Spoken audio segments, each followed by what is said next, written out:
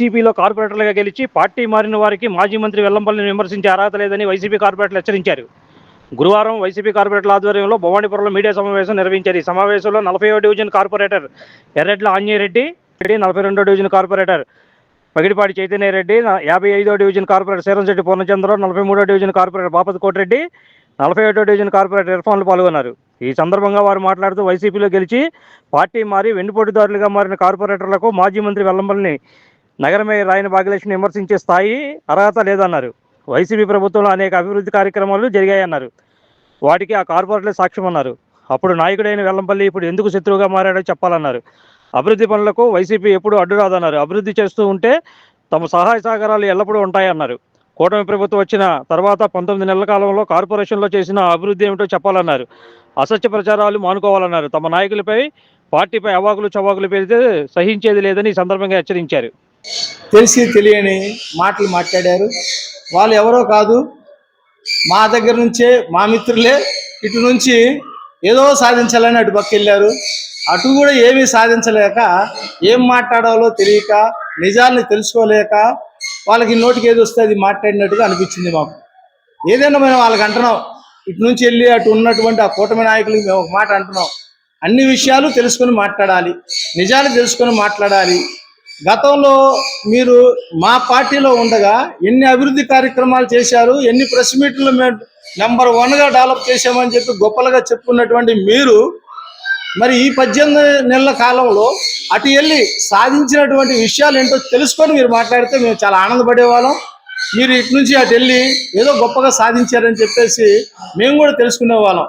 ఆ విషయాలు మానేసి వాళ్ళు లేనిపోయిన విషయాలు, అలాగే మమ్మల్ని, స్టాండింగ్ కమిటీ వాళ్ళని, మేయర్ గారిని, ఇటు మా మాజీ మినిస్టర్ వర్యులైనటువంటి వెల్లంపల్లి శ్రీనివాసరావు గారిని విమర్శించడం, ఏమీ చేతగాక లేనిపోయిన విమర్శలకి వాళ్ళు తావిస్తున్నారు తప్ప వాళ్ళు చెప్పిన వాటిల్లో ఎటువంటి నిజాలు లేవు.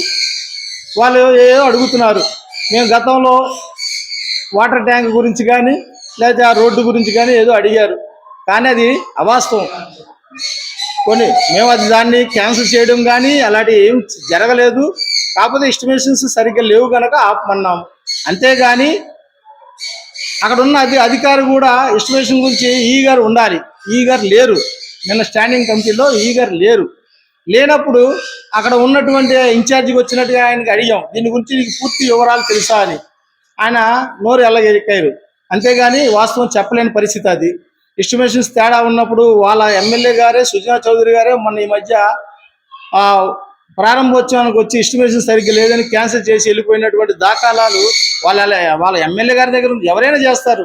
ఎస్టిమేషన్స్లో ఏమైనా తేడా ఉంటే నాయకులు కానీ ఎవరైనా కానీ అభివృద్ధికి దూరంగా ఉండేటువంటి మనుషులమైతే కాదు. అభివృద్ధి అనగానే ముందు అడిగేసేటువంటి ఏకైక పార్టీ భారతదేశంలో ఏది ఉందంటే వైఎస్ఆర్ కాంగ్రెస్ పార్టీ అని చెప్పేసి దేశం మొత్తం కూడా కూర్చున్నటువంటి రోజులు. కానీ అబద్ధపు మాటలు మాట్లాడి ఈరోజు చంద్రబాబు నాయుడు అధికారంలోకి వచ్చాడు. కనుకంట మన వాళ్ళు కూడా అబద్ధాలు ఆడుతూ మొన్న ప్రెస్ మీట్ పెట్టినటువంటి నాయకులు కొంతమంది ఉన్నారు.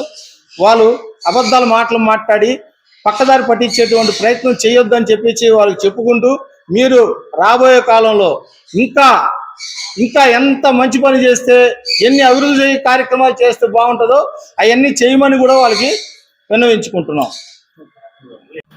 అందరికీ నమస్కారం. నిన్న మా సోదరులు వైఎస్ఆర్ కాంగ్రెస్ పార్టీలో గెలిచి ఏదో అభివృద్ధి అని చెప్పేసి మరి కూటమిలోకి వెళ్ళినటువంటి మా మిత్రులు, కార్పొరేటర్లు కొంతమంది చాలా చక్కగా మాట్లాడారు.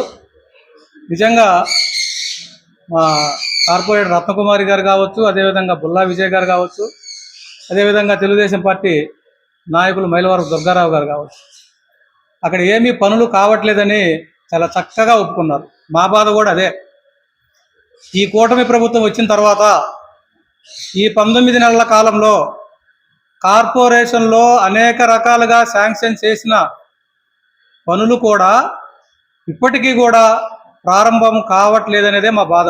ఎందుకంటే ఈరోజు ఎమ్మెల్యే మీరే, ఎంపీ మీరే, ముఖ్యమంత్రి మీరే, అంతా నాయకులు ప్రతి ఒక్కరు కూడా అన్నీ మీరే ఉండి మరి వాళ్ళతో పనులు చేయించుకోవాలనేటువంటి ఆలోచనతో వీళ్ళు వెళ్ళారు పాపం ప్రజల కోసం అని చెప్పేసి. కానీ పూర్తిగా అక్కడ పోయేసరికి విరుద్ధంగా ఉంది.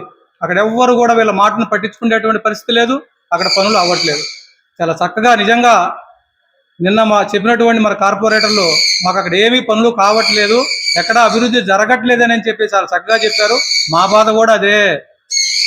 మేము వైఎస్ఆర్ కాంగ్రెస్ పార్టీ హయాంలో చేసినటువంటి అభివృద్ధి తప్ప ఈ 19 నెలల్లో ఎక్కడా ఎటువంటి అభివృద్ధి పనులు జరగటం లేదనేదే మా బాధ.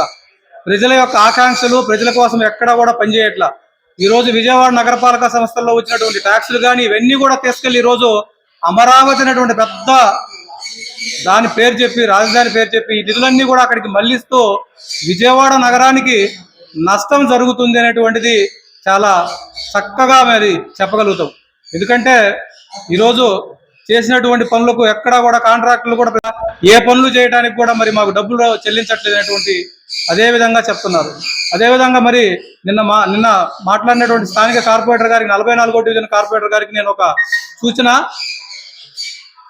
అమ్మా మీ పక్కనే ఉన్నటువంటి లేబర్ కాలనీ గ్రౌండ్ ఏదైతే ఉందో మరి ఆ రోజు వెల్లంపల్లి శ్రీనివాసరావు గారు ప్రజల అవసరాల కోసం ప్రజల కోసము దాన్ని డెవలప్ చేసి అనేక రకాలుగా మరి ప్రతిరోజు కూడా వాకింగ్కు పిల్లలు ఆడుకోవడానికి మరి తీసుకొస్తే ఈరోజు మరి అదంతా కూడా కమర్షియల్గా ఏది ప్రతిరోజు ఏదో ఒకటి ఎగ్జిబిషనో లేకపోతే ఇంకొకటో మరి జరుగుతూనే ఉన్నాయి. మరి దాని గురించి మీరు ప్రెస్ మీట్ పెడితే చాలా సంతోషిస్తారు ఈ స్థానికంగా ఉన్నటువంటి పశ్చిమ నియోజకవర్గ ప్రజలు కానీ మీ డివిజన్ ప్రజలు కానీ.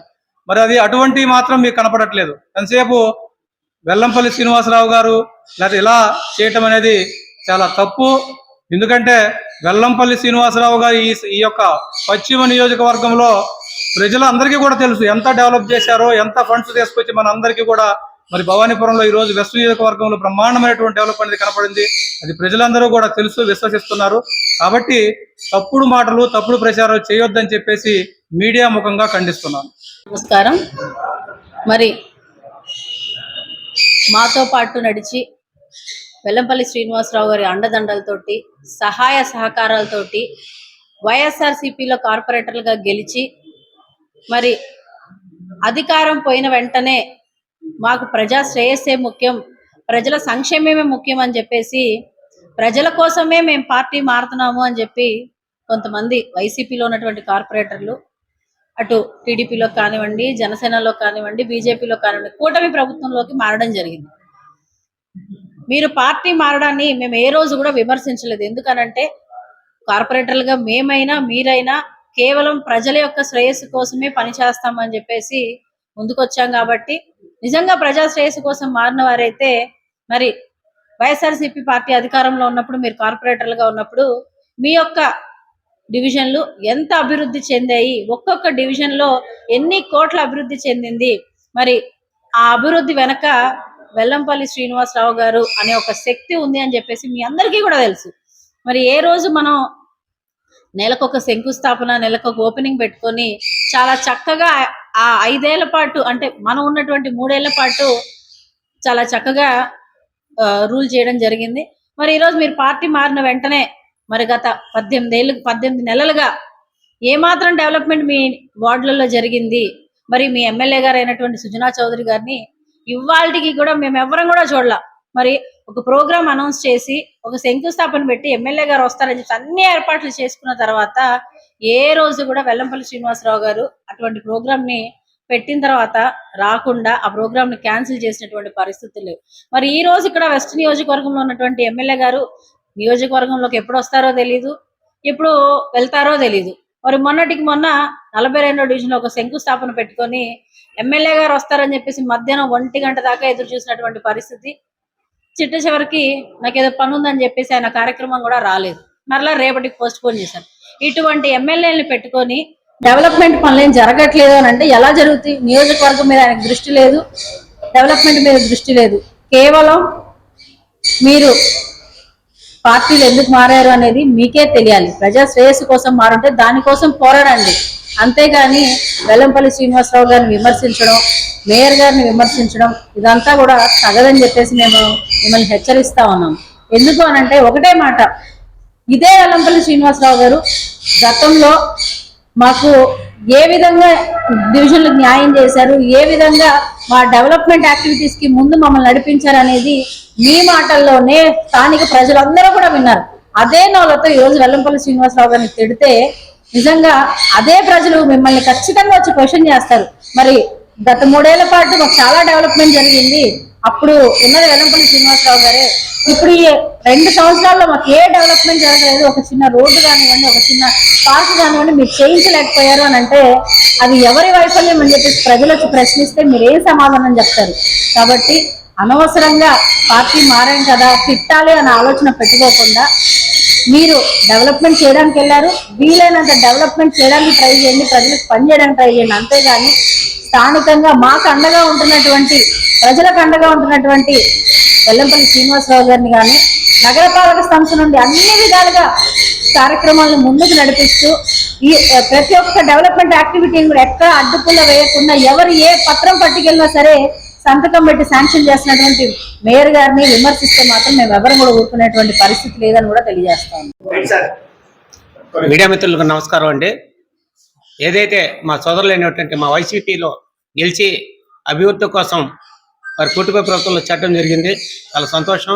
ఎవరైనా సరే మీ కార్పొరేటర్ గెలిచింది అభివృద్ధి కోసమే, ప్రజల సంక్షేమం కోసమే. కానీ ఈరోజు వాళ్ళు మా మాజీ ఛాన్సలర్ వెల్లంపల్లి శ్రీనివాసరావు గారిని అలాగే మా మేయర్ గారిని విమర్శిస్తున్నారు. మీరు విమర్శించే ముందు మీ ఎమ్మెల్యే గారు ఏం చేస్తున్నారు అనేది ఒక్కసారి మీరు చేసుకోండి. ఈరోజు 19 వారు ఎంత అభివృద్ధి చేశారనేది మీరు చూడండి. కనీసం వాళ్ళ శంకుస్థాపన కూడా హాజరు కాలేని పరిస్థితిలో ఉన్నారు మాకు ఎమ్మెల్యే గారు. ప్రజలు ఇక్కడ మా ఎమ్మెల్యే గారు ఎవరు అని ప్రశ్నించే స్థితిలో ఉన్నారు. కానీ వాళ్ళని మీ ఎమ్మెల్యే గారిని కనీసం ఒకసారైనా గడప గడప తీసుకెళ్ళండి, ప్రజల సమస్య చెప్తారు, వింటారు. ఈ రోజు చూస్తుంటే డివిజన్లో వెళ్తుంటే ఒక్క సమస్య కూడా ముందుకు వెళ్ళట్లేదు.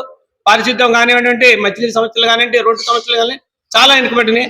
మేము ఆఫీసుల చుట్టూ తిరిగి అన్ని శాంక్షన్ చేయించుకొని ఈరోజు టెండర్ల పరిస్థితి తీసుకొచ్చి కాంట్రాక్టర్ ముందుకు వచ్చి శంకుస్థాపన దగ్గరకు వచ్చేప్పుడు శంకుస్థాపన జరగదు, ఆ టెండరు ఆ రోడ్డు వేయరు.